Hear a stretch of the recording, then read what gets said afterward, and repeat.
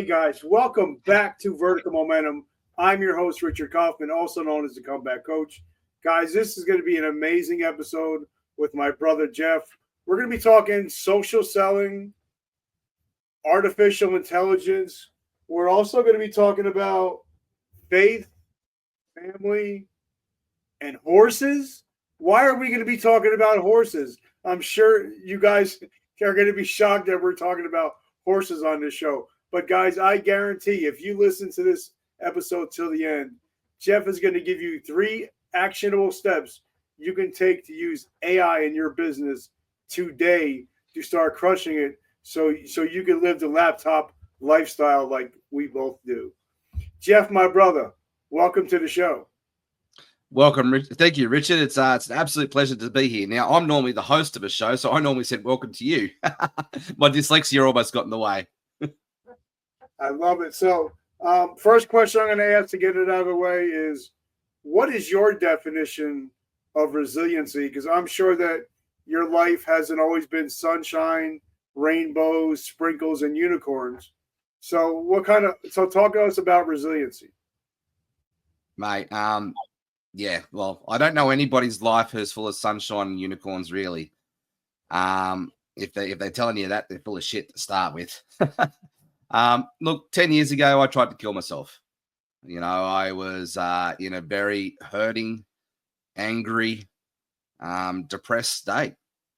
And I was actually an atheist 10 years ago, and that's a whole nother story for another day. But now I sit here in front of you. I'm an online pastor too. So I've had a radical transformation over the last sort of 11, 12 years.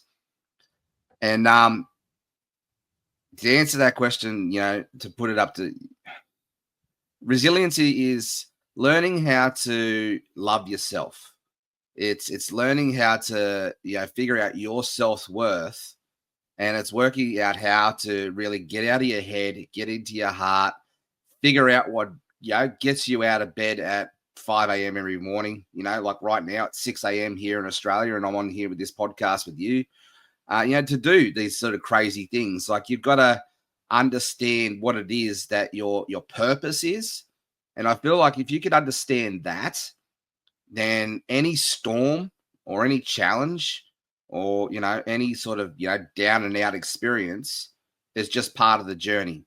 You know, like, I think the best character that I can think of in history to describe resilience would be Paul, or formerly known as Saul of Tarsus. And, you know, Paul was on a mission, right? But Paul's mission, he copped jail, he copped shipwreck after shipwreck after shipwreck after shipwreck, and yet that guy never gave up. He was one of probably the most resilient characters that I've ever known in history, and he was determined. So I figure when you can get determined on the mission and the game that you're playing, you'll become resilient as a byproduct. Okay, now you brought it up, so we're going to go there. I'm a suicide attempt survivor from Labor Day 2012. And when I talk to people that have gone through that, there's 3 different days. There's the day before the attempt, there's the day of the attempt, and then there's the day after the attempt. So that one event has 3 different days.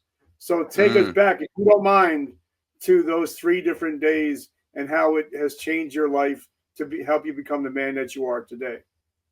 Mate, we're 4 minutes into this call and we're already getting heavy. So I love it. Let's go.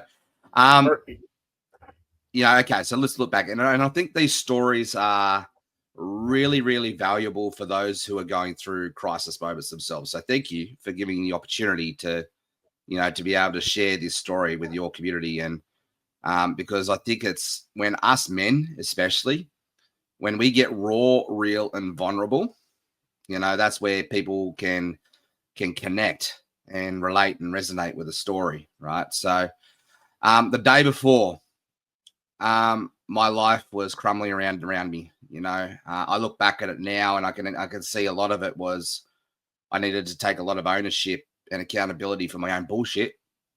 But you know, my life was we were on the verge of bankruptcy. The marriage, you know, beautiful white marriage right now, but it was all over but the shouting.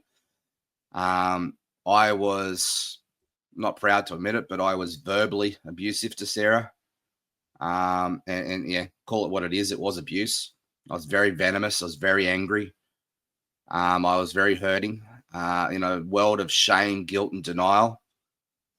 See, prior to that, 5 years prior to that, the doctors pretty much wrote me off and put me on a disability pension because I had a horse jump on my neck, and I ended up with 3 crushed discs in the back of my neck. And, you know, basically I ended up having to get out of the workforce, and the doctors pretty much wrote me off. And so that was a starting point of that whole journey because I lost my identity. And I was in a massive spiral of grief in that space, which then, yeah, just led to, the point like my wife and I moved interstate probably 3 months prior to it to start again, to start fresh, to, start new life, just to sort of take us out of our family situation with a, extended family and whatnot, just to go, escape it all and run away from it all and just go start again, start fresh. But at the time, we had a 2-year-old and a 4-month-old. Been married for about 3-4 years, and we brought all of our baggage with us. And it's funny because my wife grew up as a Catholic, and her last ditch attempt was to try and save me. Was to in our marriage was to try and bring God into my life. And so she took me to a Catholic church. About 2 weeks prior to it all. And I sat down in the Catholic church, didn't feel seen, didn't feel heard, didn't feel known, and just felt so unloved in that space. And I'm not saying it was the church's fault. It's just who I was at that stage. And I got up out of that, and halfway through the sermon, I chucked a 3-year-old hissy fit and screaming at the top of my voice. Tried this, never want any of this God crap in my life ever again. And I sort of took the kids and just stormed out of the church. And it was just episode after episode after episode like that. And I was just in a world of hurt, So the shame, the guilt, denial, the whole story in my head that the world would be better off without me really sort of took its toll. And one morning, I'm standing at the bathroom window mirror, looking at myself in the mirror, just disgusted with who I saw. I had the bottle of Jamison's in one hand. I had the fistful of pills in the other. And it's 2:00 in the morning. I can remember this clearly as day. My 2-year-old son, he always used to sleep through the night. He was a really awesome sleeper. He woke up, he came into the bathroom and said, he just looked at me with his big, beautiful brown eyes and he said, "Dad, what are you doing?" At 2:00 in the morning. And I was just about to, talk myself into doing it. And I was going to go do it. And then, stopped in my tracks. And, I now know that was God. And I just was hit smack bang with just like, oh my God, like, what am I doing? And fell to the ground, fell to my knees and, just hugged my son, and sobbing and crying. And 6:00 that morning, my wife walked into the bathroom. Harrison was asleep on my shoulder because I was just continuing to hug him. I couldn't let him go. And I was just in just a disgusting, yucky cry sort of mess. And that was the day that I decided to take ownership and accountability and responsibility and start looking for something else. I realized at that time that I was so lonely. I pushed everybody away from me. I was so angry and I pushed everybody away. I still don't know to this day why Sarah stuck by me and why she didn't leave. I do now. She said, saw what God saw. But very, very grateful for the way that she stood her ground and the way that she stood for fighting for us and fighting for love. And so, pretty much a week after that event, I turned to my good friend Celine. I was a business coach at the time, and I just opened up. I said, "This is what's going on," and just word vomited all over her pretty much, and shared the whole story and the pain and the hurt of it all. And it was the first time in my life that I was just completely raw and transparent and real. I wasn't trying to impress anybody. I wasn't trying to, lift up their self-imposed expectations in my head that I had built up. And she said, right, I got to introduce you to my friend Tim. And Tim was the pastor of our now church that we go to. And he just met me where I was at. He didn't try to, preach at me. He didn't try to, push religion onto me and all that sort of thing. And I pretty much said to him at the time, I said, mate, I'm an atheist, but I've tried everything the world's had to offer. And I'm open to learning about who this Jesus fella is, because I got no idea. And, I've tried, I'm open to learning how to love myself. And so it started there. Jesus met me there in that pain. And basically I went on a journey of love, and I went on a journey of how to really love myself through learning how to love Jesus and be in that relationship. That started there. And then, it was a pretty radical transformation, through inside of that, about 6 months. Look, I'd given my life to Christ with 3 months after that journey. I was baptized 6 months after. I was in India on a mission trip to India around 18 months after the fact. And I love that. And actually, as before we hopped on, I'm actually rereading this amazing book. It's called The 5 Love Languages by Gary Chapman. Because I love that, my wife, my best friend, my soulmate, my bride, when I almost had another suicide attempt about 4 months ago, my marriage was great, but I was at 0 and she was at 100. Sometimes they say marriage is 50-50. No, sometimes she was at 100 and I was at 0, and I just need her to hold me and let me know that it's okay, that she has my back. So for those people that think marriage is 50-50, it's not. Believe me, sometimes it's 100 to 0. Do you agree with that? Yeah, totally. I sum it up this way now. It's in any relationship, whether it be marriage, whether it be a business partnership, whether it be a school friend or church friend or whatever it is, like I was severely bullied as a kid at school. Grew up in an environment where my father was a workaholic. So never saw him. He was always truck driving. And it's probably why I'm so passionate about it now with community, is when we feel unseen, when we feel unheard, when we feel unknown, we feel unloved. And, Sarah and I, especially in our own marriage now, and with our kids, with 3 boys, we go the extra mile to make sure that we all feel seen, we all feel heard, we all feel known, which equals we all feel loved. Okay, but let's talk about the injury, because I got injured in the military. I planned on doing 30 years, but I lost 80% of my vision. If you can't see, you can't shoot. We don't need you. Well, what is it like when you can no longer work with horses, or what is it like when you can no longer be a soldier and your whole identity was being that one thing? How did you reimagine and reinvent your life after not being able to do that one thing anymore? Yeah. Pride is an ultimate sin for a reason, right? And because it really does destroy us. And there's time for pride to serve us, but most of the time it's a hurdle, it's a block.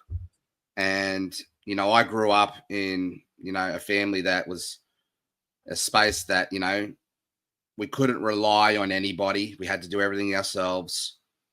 So like the trust component was pretty hard. And so like I grew up on the land. I grew up in horse studs, and horses was my father's thing, and I'd really grown up in that environment where work hard, trust nobody, you'll get it. You'll get whatever you want in your life. You just do it yourself. You want something done right, go do it yourself. And so a lot of these things, I look back now that there's some very valuable lessons inside that. Yes, we work ethic and all of that, but it's a very lonely place, and it's a very distrusting place. And so like building up your identity in that environment, it's hard. And so I grew up riding horses before I could walk, and I grew up being a person who was mucking out stables from the age of 10. Going on, when I was 15, I was pretty much riding 10 horses a day. I was breaking them in. So I've gone from childhood straight into the workforce pretty much, and didn't really know any different. And so I grew up in that environment, loving horses, because that was the way that I could be close to my father, because he loved his horses. And so I had to start to realize that the horses were a thing that I really enjoyed doing, but it wasn't the horses. It was the quality time that I got with my father, because that was the only time that I got quality time. And because and I was always the only time that I really felt like he was happy with me as well, because I grew up as the national champion of Australia for Western pleasure, horsemanship. So 97, 98. So look, I threw everything into that. And I was riding, my horse pretty much. I'd come home from school, I'd ride him for an hour every day. Like the horse work got done before the school work. That's how important it was for me. And when I was look back at all that, what I was seeking his approval. I was seeking his validation. I was seeking his recognition. And, like Maslow hierarchy of core needs says we need to make sure that we've got, a roof over our head pretty much. We've got our food in our belly, and we've got, the power turned on, and we can thrive in that space. Well, that's actually disproven now. And I can't remember the exact sort of, science behind it all. That's not who I am. But my understanding is no, that's not what we need. Like that's a need. Yes, we do need all that stuff, but there's something deeper. And what we need that sense of belonging. We need to feel like somewhere that we belong, and that we're valued, and that we are loved. And they're our core needs. When we've got those needs met, then we can start to build on the other ones, and we can start going up the hierarchy of core needs. But I think a lot of us skip those foundational fundamentals because are just not aware of that's what we really need. And for me, like, growing up growing up on the land, working hard because that's all I thought I knew. That's what we had to do to get ahead in life. I end up finding myself, in that space in my early 20s, and, working on horse studs, getting caught up in the work hard, party hard mentality. And, so like that was my identity, and that's all I knew. But, having the horse jump on my neck, I now look back at it as a blessing in disguise. Not a great thing that, happened to me. I wouldn't wish the pain and the anguish on my worst enemy, but very grateful for the whole experience, because it's helped me it was a pattern interrupt, right? It helped me to become the person I am today, and realize and empathize around loss, around grief, around having to transform your self-identity. And so I think that whole self-identity question it's coming back to the core understanding of like why you are who you are, that self-awareness. They say in AA, the first step to recovery, right, is basically awareness that you've got a problem. So I think that's relevant to just about anything in life. And so this whole journey has led me on a real spiritual, personal development journey for the last 15 years. And when the doctors pretty much wrote me off at the age of 30, I hit like, shit, what am I going to do moment? Like, I don't know any other way to provide for my family. I've just started this family, shit, what am I going to do? Like I was brought up to believe that the man is the provider of the house, all of that sort of stuff. And it just shook up the core foundations of everything that I had grown up in and what I knew. And so like I didn't just lose my identity in that space that, oh shit, I'm a horse rider, and I can work, provide for my family by working hard. It shook up, and I lost all of my beliefs and my values and my truths inside of all that. So I had to rebuild that from the ground up. And it started with learning how to, figure out, okay, what are my strengths? What are my weaknesses? What are the limiting beliefs that I'm telling myself that are bullshit? All of that sort of stuff. And I totally can agree, because once I lost my vision, I had to figure out what my new normal was, and Yeah. and knowing that, okay, I can't drive at night. I couldn't drive for 18 months. I'm only at 60% vision, so I'm very limited on what I can do. But I also realized that, like, one of my students, his name is Aaron Hale. He's totally blind and totally deaf. He's a podcast host, and he's an ultra marathon runner. So for me, what are my excuses when I know Aaron is doing all these things with his new normal? I just have to realize what my new gifts are. Like, I lost my gift to my eyesight, but my hearing has gotten a lot better, and some of my other senses have gotten better. So I've taken advantage of those. Is that what you're talking about? Is to find out what your new normal is and then start crushing it with your new normal? Yeah, 100%. It's first letting go. You got to let go of those attachments and letting go of those expectations that you put yourself on, letting go of truths that you've built yourself up around. Because the subconscious mind, my understanding, and by the way, guys, like, I'm a high school dropout. I haven't done any university. I haven't done any university or anything like that. I'm just sharing what I have come to understand as a student in this space for the last 15 years, decade plus. And I'm just sharing my insights with you. So I want to make sure that disclaimer is in play. But my understanding of the subconscious mind is it's a very powerful tool. Like, it's almost the AI of our brain that drives and rules us. Our human body and everything you see is a vehicle of the subconscious mind. And how's this for a story? So, like, over the last 15 years with my chronic pain and all of that sort of stuff, I've put on some weight. I'm not sure what it is for the conversion for you guys in America, but I'm 135 kilos. So I think that's like close to 300 pounds. So, like, I'm a little bit overweight, and and I've been wanting to do something on it, and I've been trying to do something about it. And here's the words, right? I've been trying, and all that sort of stuff. Like, I've been wanting and trying to do something about it for the last, 10 years. And with my crushed disc and my injuries from the horse riding days and stuff, I'd convinced myself that basically I'm allergic to exercise. Who's allergic to exercise? Like, that's a subconscious truth that I'd convinced myself. That was my story. Don't worry about exercising because you're allergic to it. What I mean by that?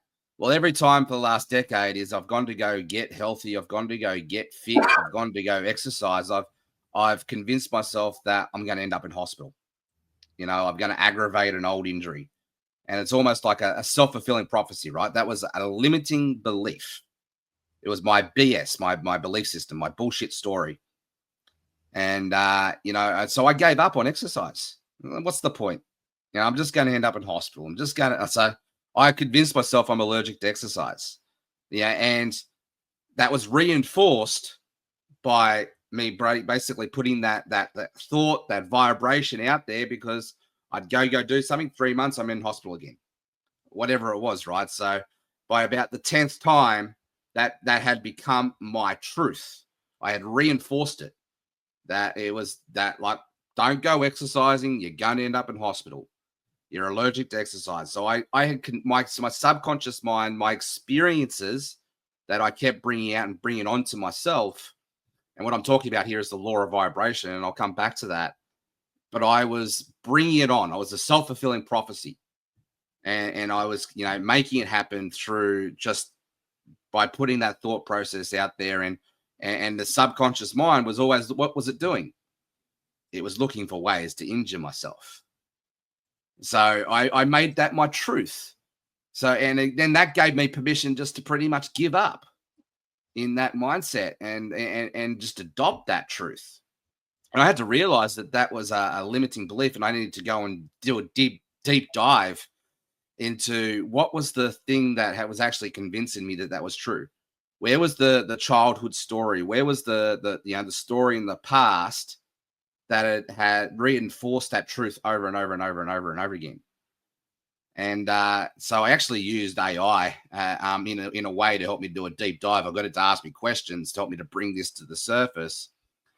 And there was a couple of things inside of that. Like for starters, I've been wanting to, take ownership of this now for the last 6 months, and I have been walking, but I've been, in the last 3 months, I've been neglecting the walking and I've been pushing it aside because I've been so busy. I've been making excuses again. So again, I've got another excuse coming in, and we can either have our excuses or our results right, but we've got to understand where those excuses are coming from when they keep creating patterns. So we've got two stories here. It's like I'm too busy and there's no point exercising because I'm just going to hurt myself. So then this starts to layer up. So you got to chip away at these stories one by one by one. And then once you understand what the limiting belief is, what the limiting BS story is, we need to then, fill that void because it's a vacuum, right? We need to bring in an empowering story. We need to bring in a plan to create a new truth. So our subconscious mind is very powerful in this space, and basically, our thoughts lead to our feelings lead to our actions, and our actions lead to our results. And so that's the core fundamental truths.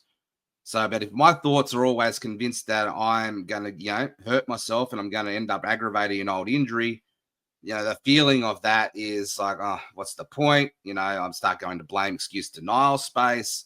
So then my actions are, okay, well, look, I'll just focus on what I'm good at. I'm focused on serving in this space.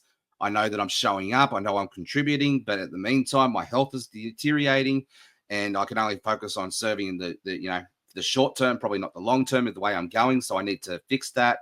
But my results are my health is not great, but my business is, right? So now I understand that thought process and the way that our subconscious mind works.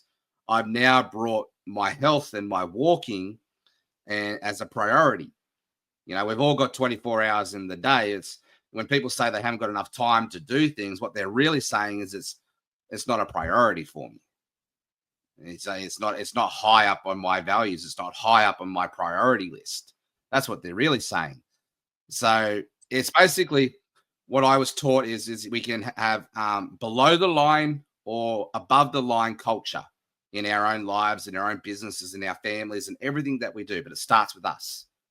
So below the line or above the line. So above the line is I'm taking ownership, accountability, and responsibility for my actions and my thoughts and my feelings. Below the line is blame, excuse, denials for my actions, my thoughts, and my feelings. And so when anything in life, this has been a really powerful tool for me, and it's been a check. It's like, okay, am I above the line or below the line? Where am I playing? And when I can step up and play a game, whether it's for my marriage, for my health, for my business, for my faith, or whatever, it's always, am I above the line or am I below the line? And I agree. Like, I just started getting healthy again. I'm on my second month now. I wanted to do it before the new year started. Once I started talking to Aaron every day, and he's motivating me. But like this morning, it was 6 degrees. I still went out to the garage. I still got my workout in because my excuse doesn't mean anything. My feelings don't mean anything. It's results. And I know that even if I just go do 25 sets of push-ups, I'm going to feel better later in the day just because I know that I got it done. But I think something you also talk about, what I'm hearing is maybe not the exact words, is manifestation. Using our RAS system in our brains, that whatever we search for, we're going to find, whether it's health or whether it's sickness, whether it's being poor or whether it's being able to take care of our family and go on vacations. So whatever we Yeah. focus on, we find, right? Correct. Look, I don't like the word manifestation purely because it sets people up to fail.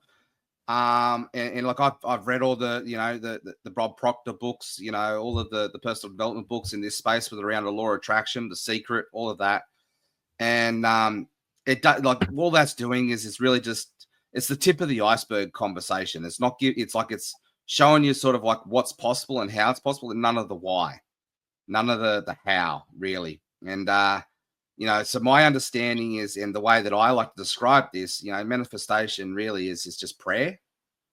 It's putting it's faith really. And so faith plus works equals where the miracle's at.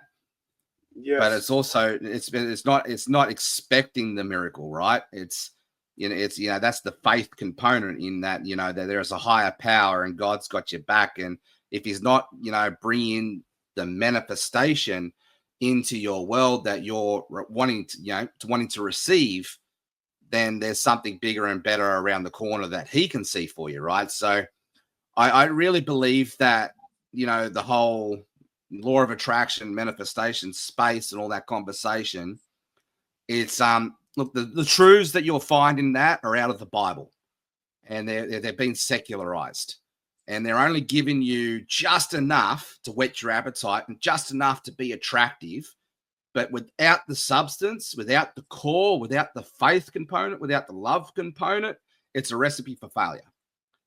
Yeah. And I really believe that a lot of people are out there in a space of denial, in a space of hurt, because they've put their lives into manifestation for the last 20 years and they're still living these crappy lives. It hasn't come. But so with it's in that space of what I like to call it, instead of calling it the law of attraction, I like to call it the law of vibration, and go a bit deeper here. And the law of vibration is energy. It's energy transfer. And like we're spiritual beings having a human experience. Yep. And so like if we understand that we're spiritual beings, essentially, in layman's terms, well, that's energy, right? So if I look at, just right now, the energy that you and I have together is palpable. We're like attracting like, energy attracting energy, and love attracting love. You can feel it in the conversation, and it's having that heart to heart transfer, that heart to heart interaction of energy. Now, if I'm cranky, if I'm angry, and and there's the environment around me, the boys are angry, like we're all screaming and yelling at each other, and my wife walks into the room, and she's been out working all day, and she walks into the house, into that environment, to that energy. She has a choice. She can either contribute to that energy and get explosive and get angry and be just feed off the energy that's in the room, or she can be a thermometer, right? She can read the temperature of the room, or she can be a thermostat, and she can shift it, and she can break that energy by being a force for good, light, love, and joy and hope, and calm the energy down, and shift the energy into a peaceful environment versus a toxic, angry environment. So understanding these levels of energy and having cues and tools to help us to check ourselves and bring us back into that space of hope and peace and love, it's the best way to describe that is now our emotional energy. Our emotions are like, we're emotional beings, right? We're going to understand that our emotions rule our life. And when our emotions goes high, our intelligence goes low. So I like to call this the law of vibration, because when I'm working out of my desperate state, when I'm working out of scarcity state, when I'm working out of lack, and I'm putting that message out online, and I'm showing up to masterclasses, and I'm serving, just trying to sell people because I got bills to pay, and it's like, oh my God, like the wolves are at the door conversation. And if I don't sell this person here, it's in front of me today, I'm not going to be able to feed the family. I'm going to have the power turned off, that desperate state, right? That energy is transferable. And people can sense that energy, and they can sense that you're trying to sell them, and they can sense that you're running from a scared anxiety state. And whether they realize it or not, right, they can sense it. And so energy is like magnets. It's attractive and it's repelling. But it's also, if you're putting that negative energy, and it's not just like it's wrong or bad or wrong or anything like that. I just want to say, if you're putting that toxic energy out into the world, that energy that's below the line, the energy that's in that space of scarcity, lack, and anxiety and stress and anger, well, you're going to attract more of that energy into your world, because like attracts like. Right? So and this is why I teach our people in the Laptop Lifestyle Dads community to serve and not sell. Right? So to come at a space to add value to people's lives, to show up and shine, to be a servant-hearted leader, to give freely, to meet people where they're at. Right? Because that's attractive energy, and that's energy operating out of joy, out of love, out of peace, out of abundance. Right? And so then like's going to attract like. And that's what I've been doing for the last 3 years intensely. And my results and the doors that are opening up are divine intervention for sure. I can't do it by myself. But for example, like, how does little old Jeff Ross from Launceston, Tasmania, now on first name basis with Joseph McClendon and building funnels for him? Like, how does that door open? Yeah. Like, it's me showing up. It's me not being attached. It's me just saying, yes, how can I serve? Me building connections first and building my network first, and really just going into that space of love and abundance. And then I can count you right back to about 7 generations of connections of people who have introduced me to this person, to introduce me to this person, who's introduced me to this person. And now I'm on first name basis with Joseph McClendon, and I'm building funnels for him. Yeah, it's amazing that right now we have 2 high school dropouts sitting here, giving our hearts out, being in rooms that we should never be in, but God lets us be in those rooms.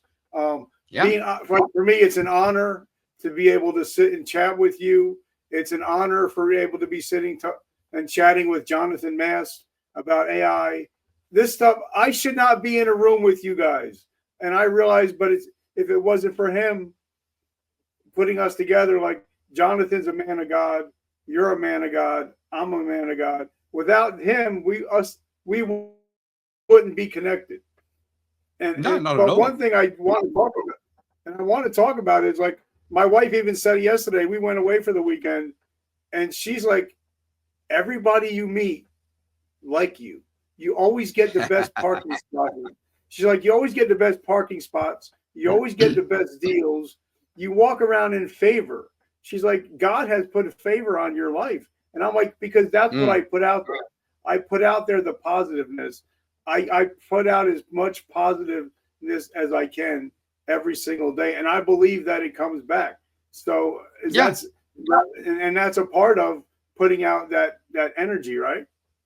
Correct. And that's why I call it the law of vibration, not the law of attraction, because, a law of attraction is like, okay, I'll put my affirmations out there, and some people get this right, because they're operating out of that right energy, the right vibration, right?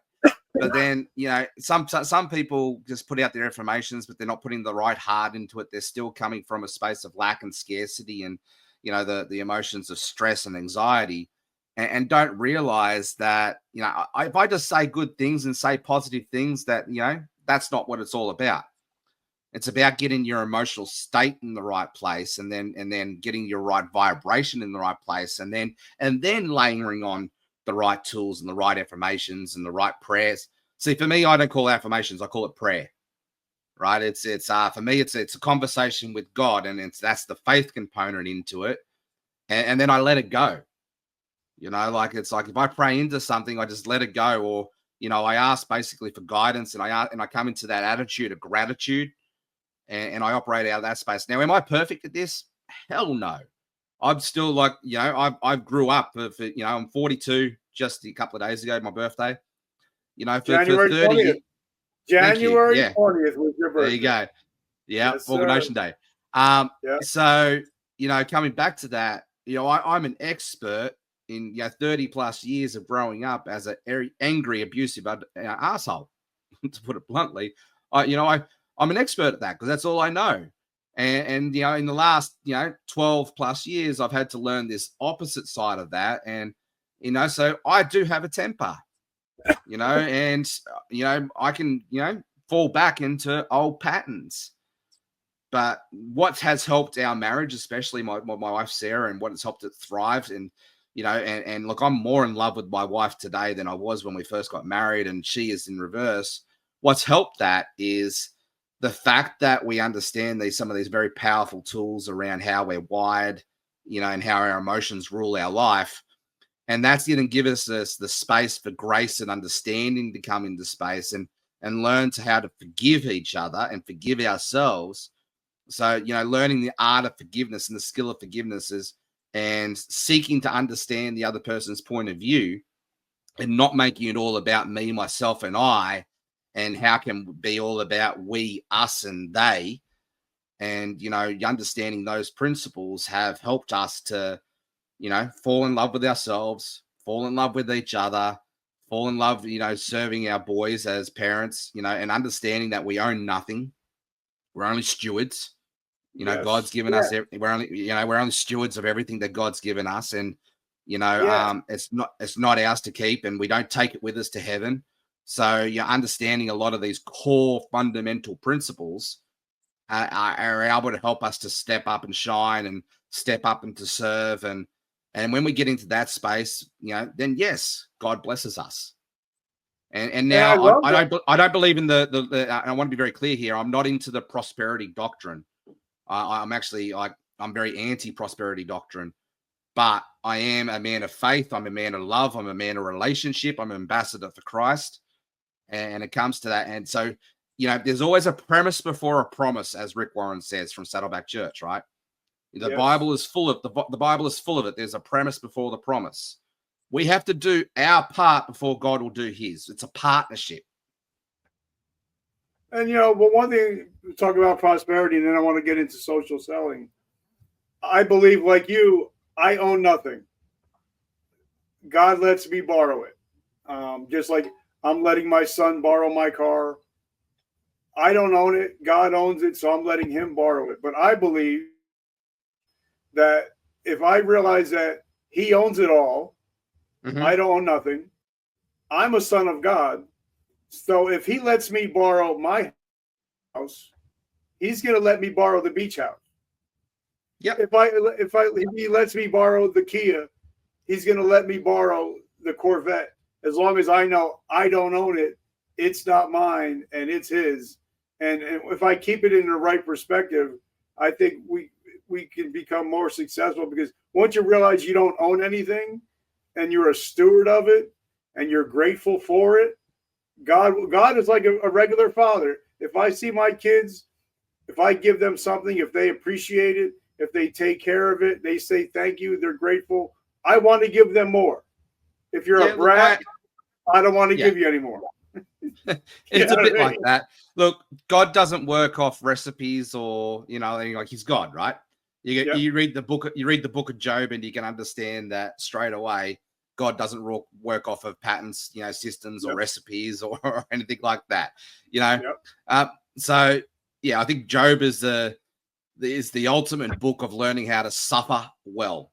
And Christ was a perfect example of suffering well, right? He sacrificed his life for us in that space. So when you understand that life is about suffering, but it's not suffering alone, it's about suffering well, and also understand the core principle of, look, God is, read the Old Testament, he's a jealous God. He's a little bit selfish, he's got all the human emotions there too. He is God after all. He's the creator of the universe. And we are just reflections of God, and we've got God in us now as temples of Christ. So if we realize all that, and then we take the whole concept of, it's not about us, it's about how can we serve him, and how can we bless others, and how can we be a blessing to others, and how can we help bring heaven on earth and his kingdom down here. and whatever he gives us and provides us is the ultimate objective is to be his ambassadors of love to bring heaven on earth to here. So then, yes, he will give us resources and tools and stuff to be able to help serve his kingdom, his purpose, not ours. You know, and I think that's the yin and the yang conversation, the devil versus God conversation, you know, type sort of thing, right? And so that if you understand the core fundamentals of who God is and who the devil is, you got to know dark before you can know light. You know, the devil's responsibility, his job is to steal, kill, and destroy, right? Yep. And God's is to, you know, love, joy, hope, all the fruits of the spirit, right? And peace and unity. You know, God's love language is obedience. And it's obedience in that space to you know, he wants our heart first, right? You know, if we talk about tithing for a second, you know, there is actually no reference of Jesus saying we have to tithe 10%. That's all Old Testament stuff. And I like to call it the Old Testament, the Old Covenant versus the New Covenant. The Old Covenant, the rules and the laws and the regulations and all that sort of thing, the laws of Moses for the Old Covenant was for those people at that time. You know, when Jesus came down to earth, he said, okay, the Old Covenant is done. We're now in New Covenant days. And we need to understand from the perspective of that we're in New Testament times. So we can learn the lessons from the Old Testament. We can learn the lessons in history, you know, and that's what they are, right? The history lessons, because if we don't learn our lessons from history, we're doomed to repeat them. Yep. But ultimately, as ambassadors of Christ, as his followers, you know, to put it down simply, where, you know, it's the Great Commission and the Great Commandment. Everything else is summed up in those two, as he says in the Bible. And, you know, so like, you know, Jesus never said we had to tithe 10%. You know, that's an Old Testament thing, right? That's Malachi. But what Jesus says is in the Bible is we give everything to God that's God's first, right? So what it's really saying is God wants our heart first. And if we're using money, if we're using money as a crutch and as an idol first before God, as a block before God, not a bridge for God, and you know, so the heart and the transformational fruit of love is generosity in our times, talents, and treasures. And if we're not, you know, and if we truly love each other as a community of Christ, then we'll be generous in our time, talents, and treasures, and we'll serve one another in that space. So, yeah, and so that's the fundamental foundations for my faith. My faith's not on a book. It's not on relationship regulations. It's not on law. It's not on I must do X, Y, Z to get in heaven. My faith is built on the foundation of love and relationship and love for myself, love for God, and love for his, you know, his daughters and sons. So my brothers and sisters in Christ. No, and I love it. And we're that perfect caveat right into social selling. I believe, and I don't remember like I said, I'm a 9th grade dropout. But I've read over 6,000 books. I have 18 books going to right now, plus 2 audio books, plus LinkedIn classes. So I get my quotes. I get my quotes mixed up. But same here. I can totally relate to that. I think it might have been Gary Vee that said that one of his quotes were that, you know, people don't care how much you know until they know how much you care. And I think in selling or sales, for me, that's why I've excelled at selling, because I never wanted to sell them anything. I wanted to solve a problem. Correct. And so let's talk about social selling. Break it down Barney style. What is social selling? Yeah, look, it's a fancy marketing term. That's what it is. You know, I've been in the game since 2010, and basically it started off with make money online, and then it was turned to internet marketer, then it was digital marketer, and then it was attraction marketing. Then it was, you know, like you've got network marketing, you've got the e-commerce drop shipping models, you've got several different ways to make money online now. Back when I first started, there was only a couple of different ways. But social selling itself is just a term. And so it's an attractive term. And the terms change because of good old Facebook and social media. They don't like, make money online terms anymore in their copy. They don't like, internet marketer anymore because there's been too many people who have scammed too many people and trust is an all-time low. So just understanding the power of words and understanding that we're playing the game here too with our marketing terms. And so social selling in itself is just a term, but to sum it all up, it's what everybody else is using too. So there's some marketing stuff around that as well, right? It's speak caterpillar language versus butterfly language, and I'll come back to that before and after, right? So we're meeting people where they're at and what the terms that they're used to, and everybody else is using that familiar with. But to sum it up, social selling is for me, it's attraction marketing 101, right? It's just another term for attraction marketing.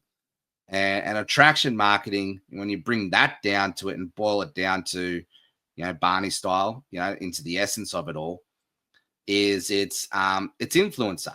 It's learning how to, if you haven't read the book yet, highly recommend it.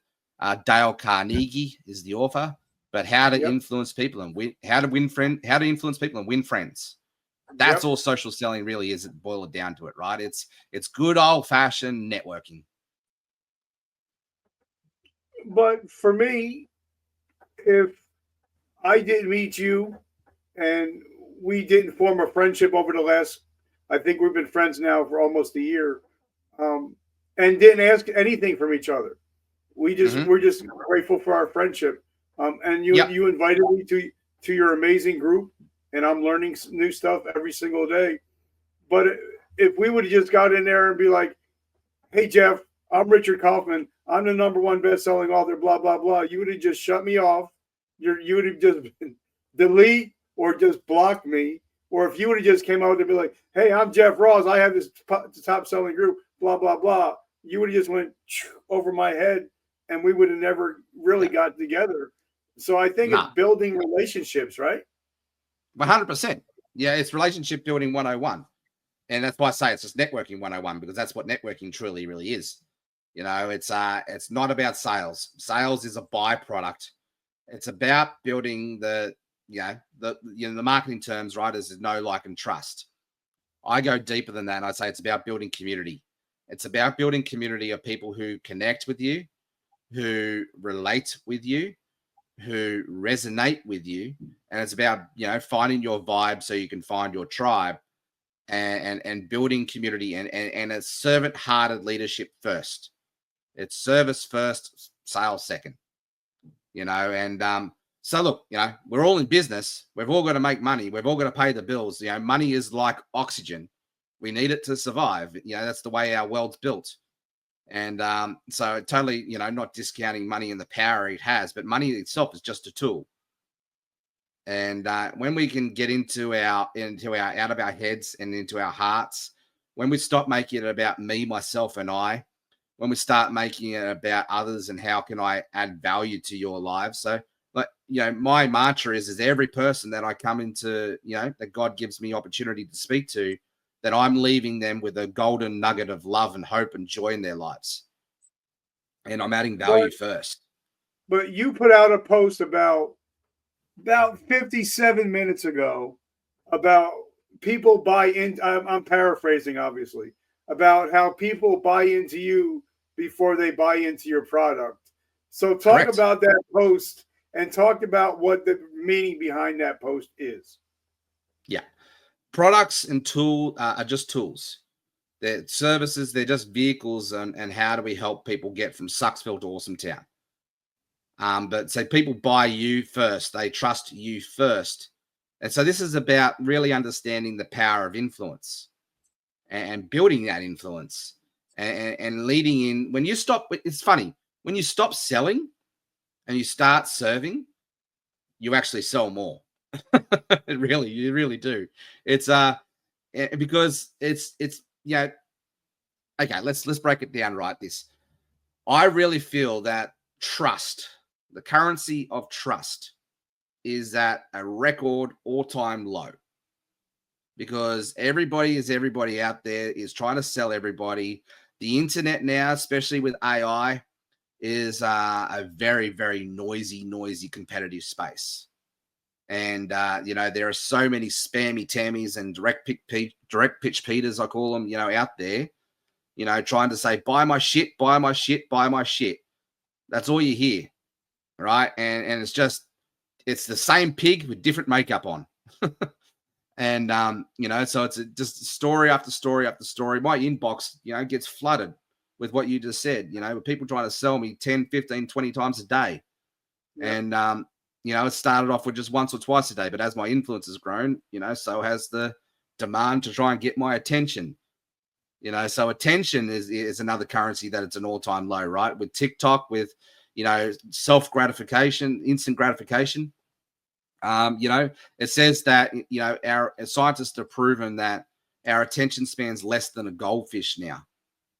Like a goldfish has like an attention span of about 3 seconds. Ours is less. But once you grab our attention, what I go through the caveman test, and we're all looking at everything. What's in it for me, really?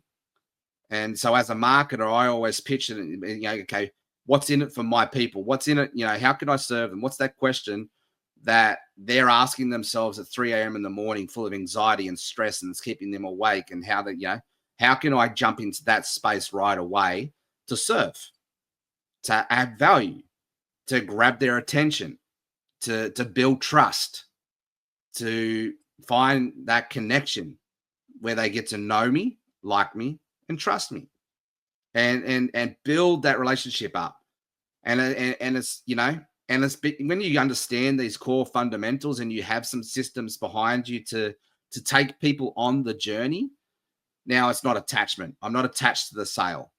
I fall in love with the process. I just show up and I just shine. And I know that, it's a numbers game. The more people that I can serve, the more people that I can bless, the more people that I can bring an awareness to how this is done, the more people I get to engage with, the more people I get to bring into our community. And if I'm teaching people how to do exactly the same thing, then duplication comes in. It's not just all on my shoulders to do it. We're building a movement now, and it's a movement of love, and it's a movement of joy and peace, and we're doing this together. And so we've got duplication happening, and we're all operating out of that space of just, how can I serve? How can I show up? How can I help you? My ultimate question right now, Richard, for you is even, how can I help you?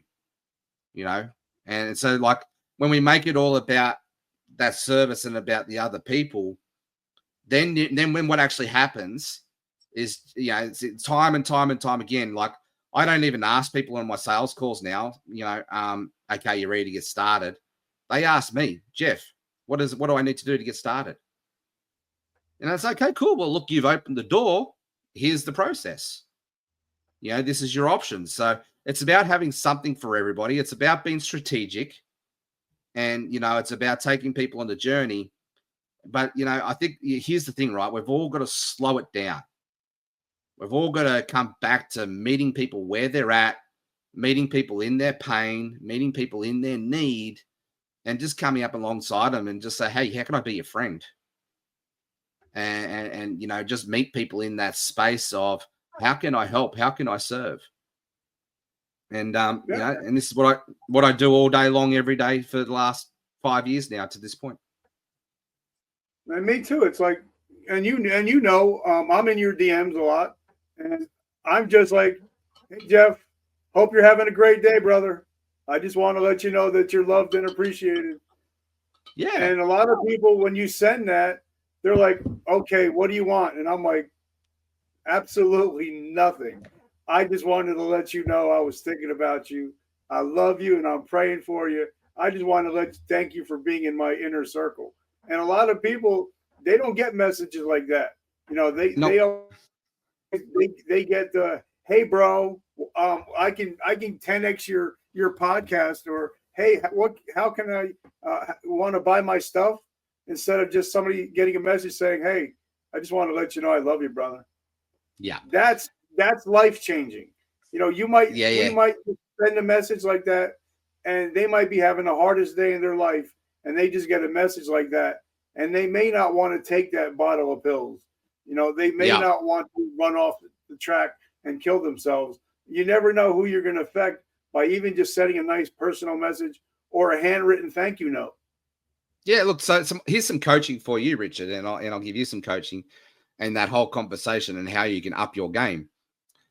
As I said right at the beginning of our interview, people want to feel seen, heard, known, and loved, right? So even just instead of getting into my DMs and just saying, "Hey Jeff, how you going? Look, mate," and almost, there's a tension point right there because unless I didn't know you, which I do, unless we didn't have the relationship and the foundations, which we do, that comes across as like everybody else, right? Getting into your inbox and trying to sell me. Yep. So what I do is I preempt that, and I go say, "Hey Richard, I saw a post that you were out with your wife on an amazing date. I'd love to know, like, tell me about that story, like what happened in that space." And so I ask questions that I already could see something that's already happened online, that's already part of your world to help you make you feel seen, heard, and known, right? And so I meet you where you're at. So, like, if someone got into my inbox, and here's a tip for all your listeners: if you want to connect with me, like, do something different to where everybody else is doing. When everybody's zigging, find the way to zag. So, like, I love DMs. I love part of the structure, and I teach it in our Laptop Lifestyle Dads Academy. And my 5-step structure to, cutting through the noise is step one: start a conversation, but start a conversation from a place of posture. Start a conversation from a space that, you're helping people to feel seen, heard, and known, right? So, because people don't care about what you know until they care about what, how much you care, right? So they know how much you care. So coming back from that basis, step one, start the conversation. So step one is, so like I could go to Richard's profile, or he could come to my profile, for example, and go, "Hey, Jeff, I can see that you're a father living in Australia. It looks like you got 3 amazing boys, and it looks like you're part of the laptop lifestyle, helping people do that. Hey, Jeff, like, tell me something about you that nobody knows. What is it like, raising a family in Tasmania with, with the whole laptop lifestyle?" So straight away, what he's done is he's cut through the noise. He's cut through the attention span. He's shown me that he's gone and done some research, that he truly does care about what I have to offer. And he's shown me that I feel seen, heard, and known. And if someone gets into my inbox and approaches it like that, versus all the Jeff, "Hey, how are you? How are you? How are you? How are you? How are you?" Straight away, there's a difference, right? There's an eclectic point of difference. And I already feel right from the very first message, I feel known, seen, and heard. So if we approach it that way, then step one is start the conversation. Step one from a basis of making people feel loved. Step two is now I can start asking. Now sort of the doors are opened, right? Now I've got a connection point. We've gone back and forth a couple of times in that conversation. We've now got a basis of understanding, and we're now starting to go through that know, like, and trust. Now, so you've got to, that's your number one asset in anything doing this space, is that relationship. So you've got to protect that relationship now. But I can start asking. Step two is just basically qualifying. So qualifying and invite. So I can start asking now qualifying questions in this conversation to see if there is an opportunity that I may have something for Richard to be able to, or vice versa, to serve me, to help me. But I'm not just asking for ways to, sell people. I'm literally getting curious, and I'm wanting to find out what Richard's Sucksville state is, or the person's Sucksville. What's their pain? What's their challenges? Basically, what's their reality? And then inside of that, in that qualifying questions, I wanted to understand where they want to be. What are their goals, and what's stopping them from getting where they need to be? And what, and also, like, let's celebrate the conversation. Like, what have you done in the last 12 months that you've succeeded in? And so in this whole space, we're going deeper, and we're making people feel valued, heard, seen, known. And that's where trust is developed, right? And then once we've got that established trust, and that we know that, hey, I've got something that could potentially be something of value to you. Now, I don't sell, I invite. And I use a story to match up to, Richard's pain, or the person's pain in that story, their challenges, to present the opportunity for them to come and explore this for themselves. So it's be, blah, blah, blah, blah, blah. Hey, Richard, I've got this great solution for you, blah, blah, blah, blah, blah. So that's a story. And then basically my close in that story is, hey, would you be open to come checking out and see if this is a good fit for you? Right. So going back, right, with step one, we've started the conversation. Step two, we've qualified and we've invited people to come check it out. Step three is once they say yes and they can see that they're curious and they want to know more about your solution, then step three is don't be a tool, use the tools. And if you don't have a tool, create a tool so you're not the tool. Right? So create a promotional. I love that. Don't be a tool. Yeah. I got to give credit to Kylie for that one. My friend Kylie Thompson, she shared that one with me, and I've ran with it. It's a beautiful. So don't be a tool, use the tools, right?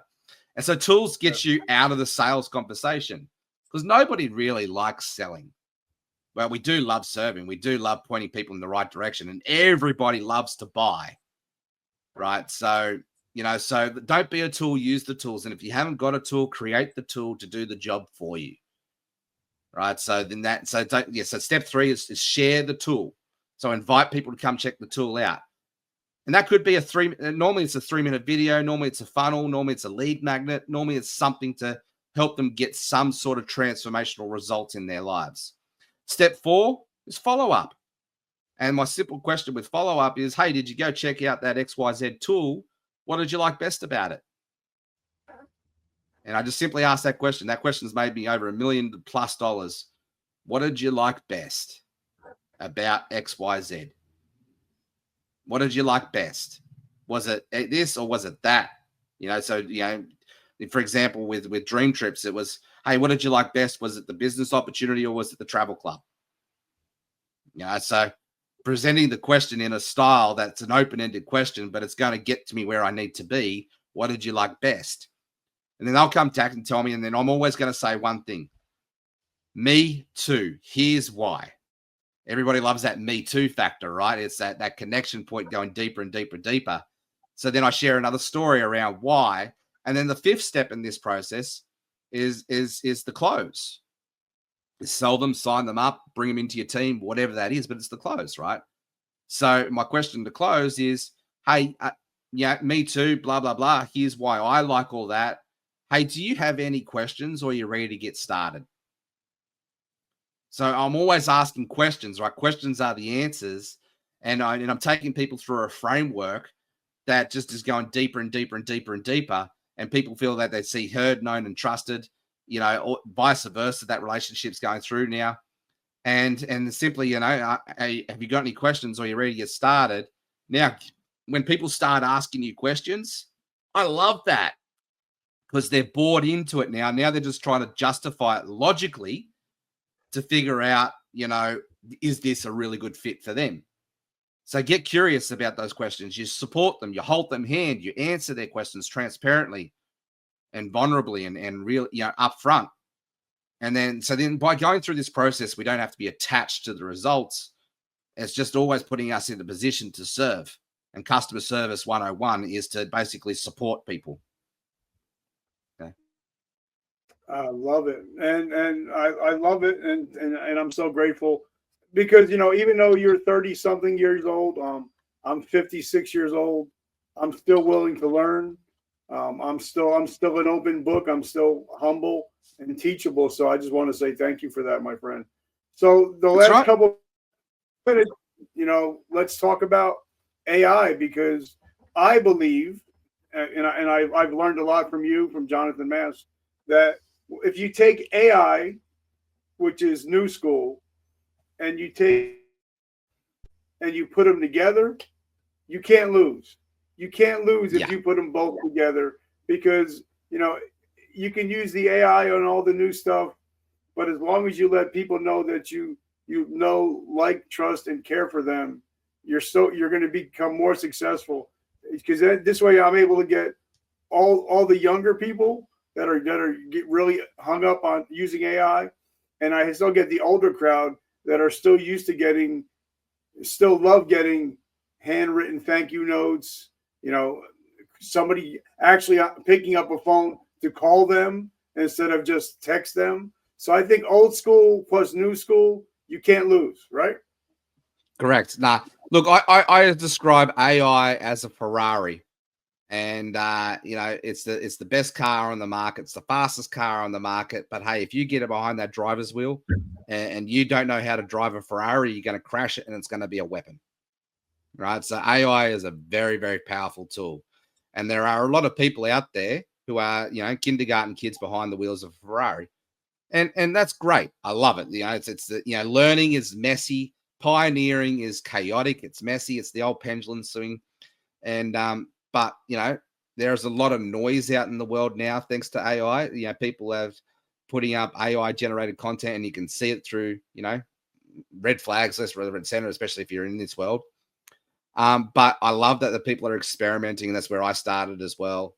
And they're having a go. Learning is messy, right? So I definitely want to acknowledge that space.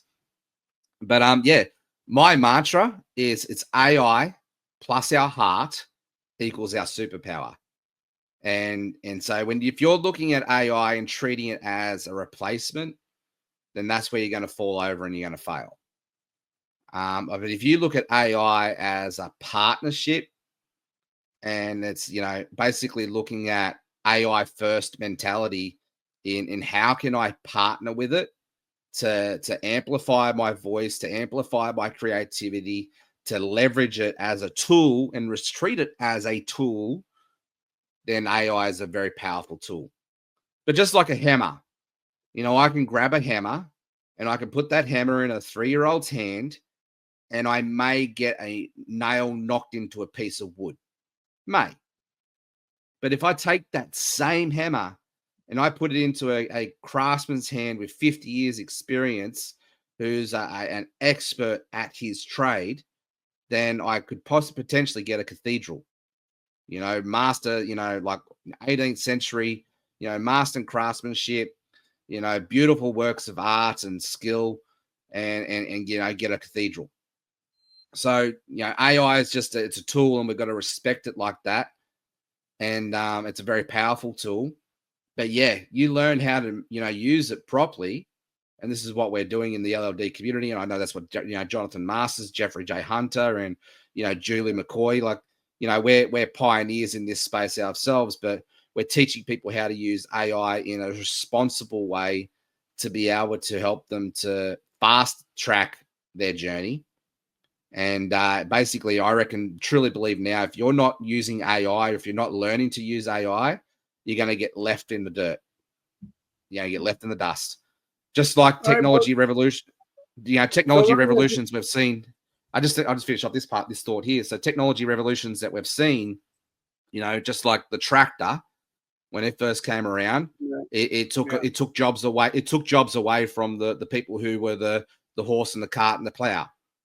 Right. So yes, AI is going to take jobs away, but what it's going to do for us is it's going to take away those boring as batshit jobs that nobody really wants to do anyway. And so it's going to automate a lot of those bottlenecks and the boring parts of our workforce and our traditional workforce. And it's going to help what it really believes it's going to do for humanity is it's going to up level us into that space of creativity and amplify our skill sets and go through that. Like I saw a post there the other day that AI now can detect breast cancer 5 years before the doctors can.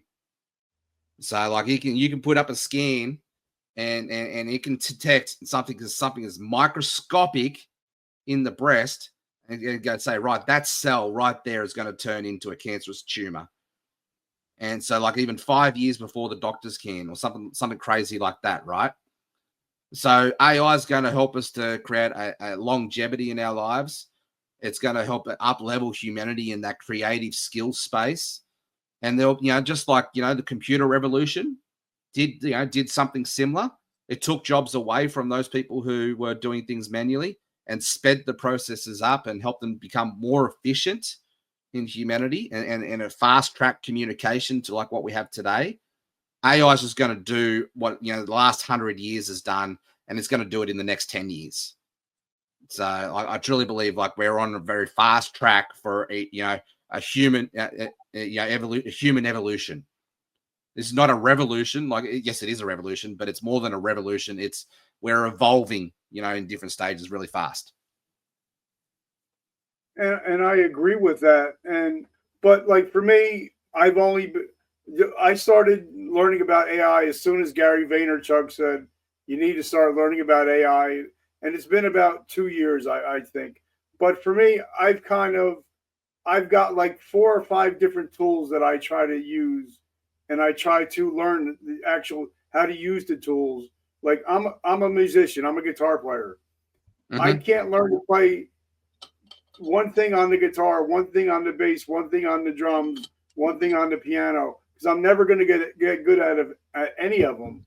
But I see a lot of people in our groups, something new AI came out, so let me sign up for that one.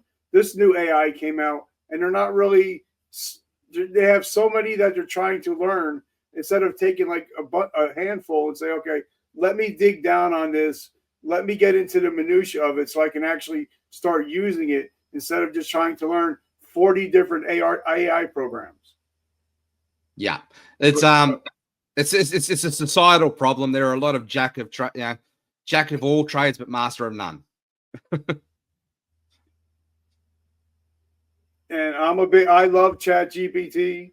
That's what I love. That's me personally. Other people are different. So somebody from our group, I asked him, I was going to have you on. I forgot his name. But I asked him, what do you want me to ask Jeff? And he said, where do we begin?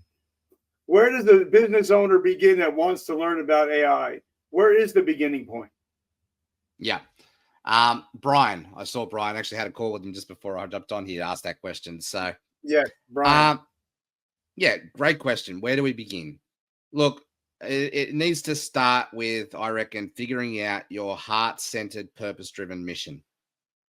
Like it's not even about learning AI or tools or, when attraction marketing or social selling or all that sort of thing. When we do our Laptop Lifestyle Dad Academy, there's 2 areas we start with our students. Who it is we're going to serve. And like, I'm not just talking about niching down and figuring out the demographic of like an ideal customer avatar. Like I'm talking about who it is we're going to serve, why it is we're going to serve them. Are we the best people to serve them?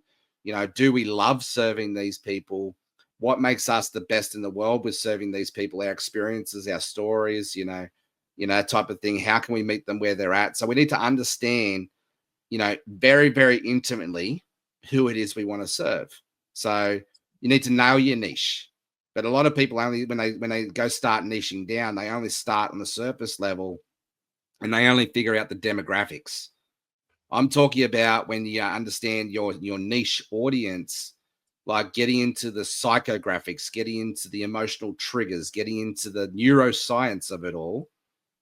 And, okay, so for example, my wife's starting a brand, and she's just started a podcast last week and we've called it Taboo Talk with Sarah, right? So she's diving into the mental wellness space.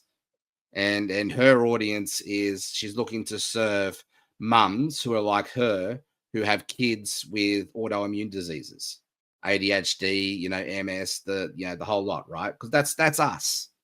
That's Sarah, right? And so she's also, a massage therapist. We've just closed down our business in that space. She's a burnt out massage therapist. So there's a demographic there in itself, right? So now we're clear on who it is we're going to serve them. Now we need to understand how we're going to serve them and why we're going to serve them, and getting deep into that space. And so Sarah has, a bachelor's degree in sociology. She has decades of wealth in the massage, health space and the wellness space. And, she's been a student of, practical wellness and mental health in that space for a while now. So now she's bringing her expertise through, an awesome tool called a podcast, and that's how she's serving people. But see, in this whole conversation, there's nothing about sales yet.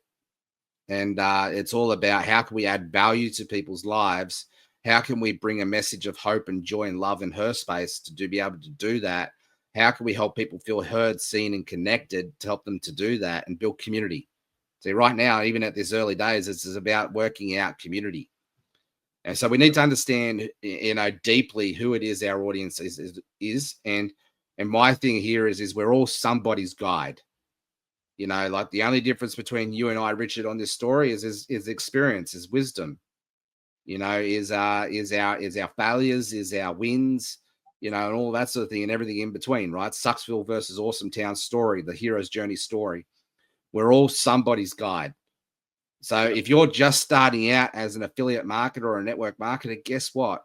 You're one step ahead of those people who haven't even started yet. So you can be their guide. When I first started in 2010, the very first thing that I did was I documented my journey. The day in the life of a newbie internet marketer in today's world who's starting out. And, I'm going to document my journey for the first 100 days. And so I got into blogging, essentially content creation. And I journaled on my journey for the first 100 days. And I just shared my experiences, the good, the bad, the ugly, the raw, the real. And I just shared that from a hero's point of view, not a victim's point of view, and the lessons that I was learning. And I shared that knowledge freely. And I just gave freely. And I actually got no results for the first 100 days. No results. Well, not what I didn't think I was getting in results. And this is why I say, keep showing up, because the silent stalkers are watching. What happened on the 101st day? I got my first sale. On the 101st day, because I just kept going, with the content. And the person said to me, Jeff, I've been watching you for the last 90 days. I love the way that you're showing up. I'm new in this space too. And you're a little bit further down the road. You figured out a few things. Hey, I'd love you to help me to guide me in this process. So I got my first sale. And this is 2010. And I'll remember that day clearly as day, because, I didn't try to sell anybody. I just served, and I just showed up, and I just added value, and the sale happened on the background, because they loved the way that I was showing up. They loved the way that the story that I was sharing. They could relate to what I was going through. They connected to what I was going through. They resonated with what I was going through, and they could see that I could help them. And then the sale on the back end of it just happened naturally. So I didn't force the sale. I didn't even try to sell them. They just came to me and said, Jeff, what are you doing? Who are you involved with? How can I become a part of that? So for someone who's starting today versus, 2010, there's no difference. What happens now is just the tools are different. AI helps us to speed up the process to be able to communicate faster and amplify our voice. But we need to understand how to use those tools to help people meet them where they're at, not just try to sell people. This is why I say serve first, add value first, lead first in that space, and just meet people where they're at. Give your knowledge, your wisdom, your experiences freely, and people will come to you. This is attraction marketing, right? The result of attraction marketing is people come to you.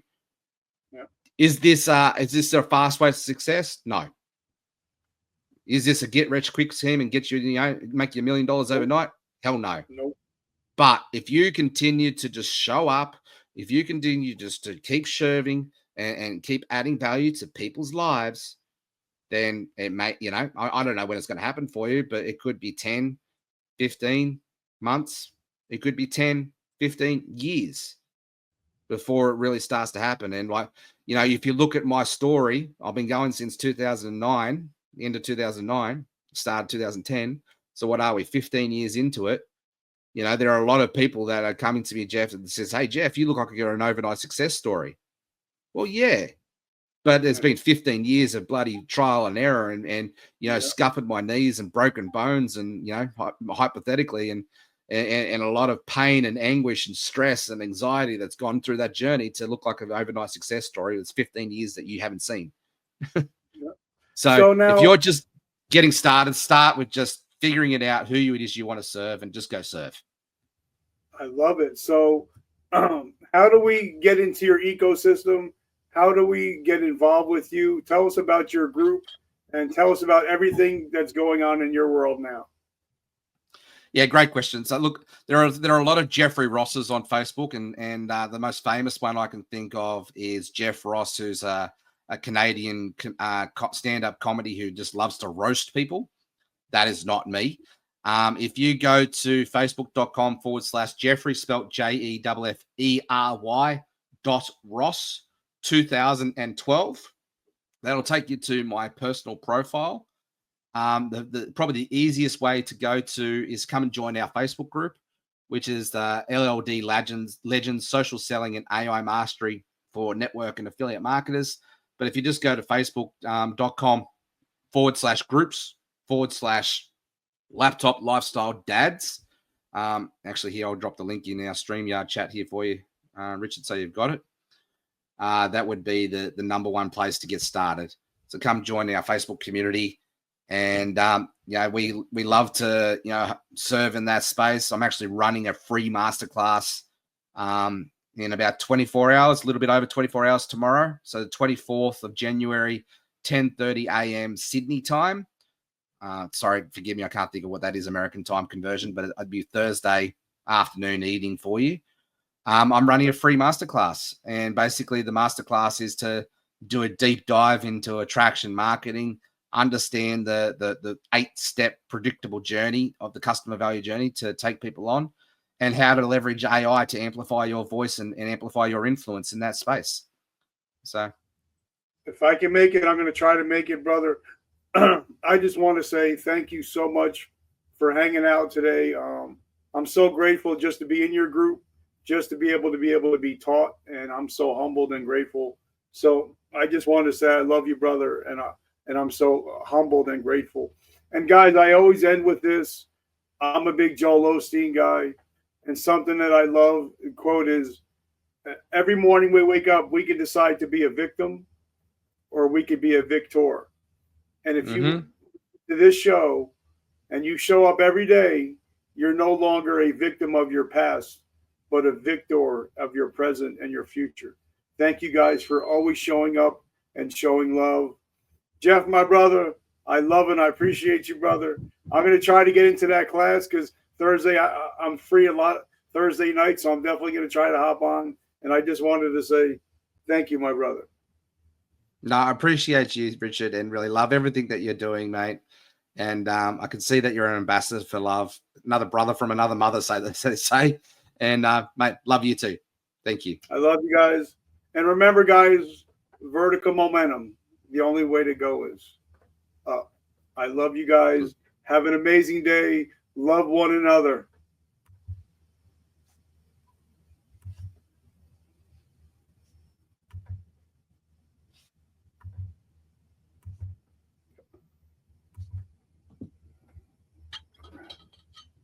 All right, my computer's messing up.